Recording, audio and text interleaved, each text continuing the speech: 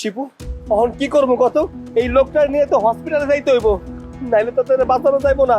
একটা গাড়িও দেখতেছি না, হাসপাতাল অনেক দূরে, কোলে নিয়ে তো যাইতে পারুম না। কি করুন যায়, রিক্সাও তো নাই। ওই সাথে গাড়ি আছে।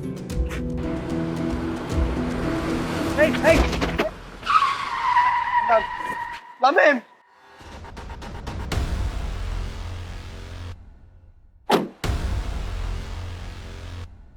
এই ছোট লোকের বাচ্চা, তোর এত বড় সাহস কিভাবে হয় যে তুই আমার গাড়ি টাচ করিস, আর আমার গাড়ি মাঝপথে তুই কেন থামালি? ম্যাডাম, আমি আমার জন্য আপনার গাড়িতে হাত দেই নাই, এই অসহায় মানুষটার জন্য আমি আপনার গাড়িতে হাত দিছি, আপনাকে থামাইছি। কি? একটা অসহায় মানুষ অসুস্থ হয়ে রাস্তায় পড়ে আছে, এই জন্য তুই আমার গাড়ি মাঝপথে থামিয়ে দিলি? এত বড় সাহস তোকে কে দিল?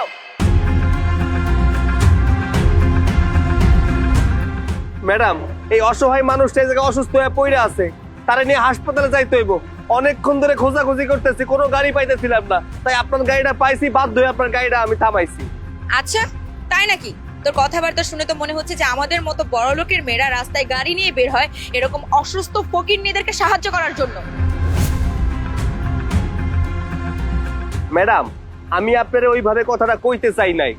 আর তাছাড়া এই যে লোকটারে দেখতে পাইতেছেন, দীর্ঘদিন ধরে আপনাকে ফ্যাক্টরিতে কাজ করে, মাথা ঘুরে অ্যাক্সিডেন্টলি এই জায়গায় পড়ে গেছে, তারে হাসপাতালে নিতে হইব। এর জন্য আপনার গাড়িটা থামাইছি, যে আপনার গাড়িতে কইরা হাসপাতালে নিতে হইব, তার জীবনটা বাঁচাইতে হইব। শোন, এদের মতো ফকিনিরা আমাদের কাজ করবে, অসুস্থ হবে, মাথা ঘুরিয়ে পড়বে, দরকার হলে মরে যাবে। এদের প্রাণের কি ওইরকম কোনো মূল্য আছে নাকি?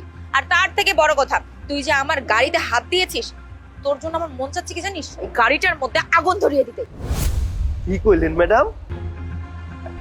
আমার মতো এই গরিব ছোট লোক মানুষ আপনার গাড়িতে হাত দিছে বিদায় আপনি গাড়ি পুড়ায় ফেলাইতে চাইতেছেন? ভালো, খুব ভালো, ভালো বিচার করেন আপনি। একটা কাম করেন না, আমরা তো অনেক গরিব ছোট লোকরা আপনার ফ্যাক্টরিতে কাম করি, যান ফ্যাক্টরিটা পুড়ায় দেন। শোন, একটা কথা মনোযোগ দিয়ে আজকে শুনে রাখ। তোদের মতো ছোট লোকরা দিন রাত আমাদের গোলামি খাটবে, আমাদের ফ্যাক্টরিতে কাজ করবে, মাথা ঘুরিয়ে পড়ে যাবে, দরকার হলে অসুস্থ হয়ে মরে যাবে, তাতে না আমাদের কিছু যায় আসে না। আর তার থেকে বড় কথা, আমরা তোদেরকে হসপিটালে নেওয়ার কোনো দায়িত্ব নেই। তোদেরকে আমরা টাকা পে করি, আর তার বদলে তোরা আমাদের গোলামি করিস। আর শোন, তুই যে আমার গাড়িটা হাত দিয়েছিস না, অনেক বড় একটা ভুল করে ফেলেছিস। আমার না মনে চাচ্ছে গাড়িটার মধ্যে আগুন ধরিয়ে দিতে। Don't shout, stop your mouth. আপনার মতো এরকম ইংরেজি আমি অনেক জানি, কিন্তু কই না কেন জানেন? কারণ সব জায়গায় সব কথা কইতে হয় না। আপনি যে ব্যবহারটা করতেছেন না, এটা কোনো মানুষ মানুষের সাথে করে না। একটা অসুস্থ মানুষ রাস্তায় পড়ে আছে, আপনার গাড়ির দাম অনেক বেশি হয়ে গেছে, তাই না? একটা মানুষের জীবনের থেকে একটা গাড়ির দাম অনেক বেশি কোনোদিন হইতে পারে না। এই মুহূর্তে ওরে নিয়ে হাসপাতালে যাইতে হইব। আপনি সরেন, আপনার গাড়িতে কইরা ওরে হাসপাতালে নিয়ে যাবো। সরেন। এই ধর। আরে এটা আমার গাড়ি, মামার বাড়ির আমদার নাকি? খবরদার বলতেছি। ধর। ম্যাডাম, এদিক কি করেন? এত দামি গাড়িতে পেট্রোল ঢালতেছেন? একদম চুপ, একটা কথাও বলবি না। ওই ছোট লোকের বাচ্চা কি করছে? আমার গাড়ির মধ্যে ওই অসুস্থ ময়লা লোকটাকে উঠাইছে, ওই লেবারটাকে। এই গাড়ি আমি আজকে আগুন দিয়ে পুড়িয়ে দেবো। লাইটার দে, লাইটার দে। ধর।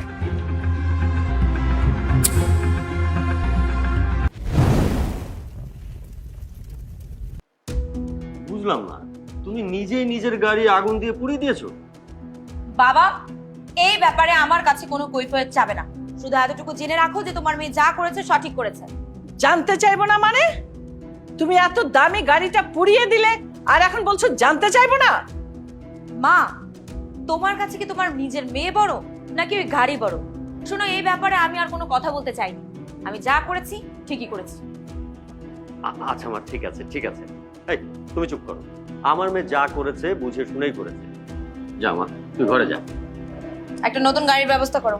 হ্যাঁ। তোমার কারণে মেয়েটা আজকে দিন দিন এরকম বেড়া হয়ে উঠেছে।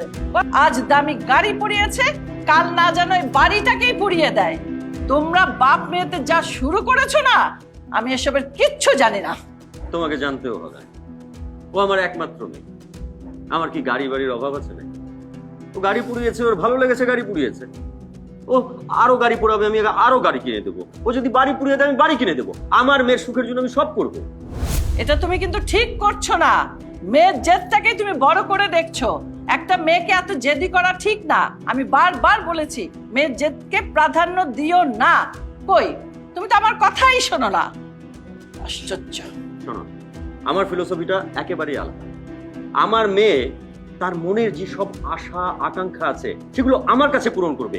ভবিষ্যৎ তো আমি জানি না, আমার ক্ষমতা থাকাকালীন ও যা খুশি তাই করবে, আমি ওকে কোনো বাধা দেব না।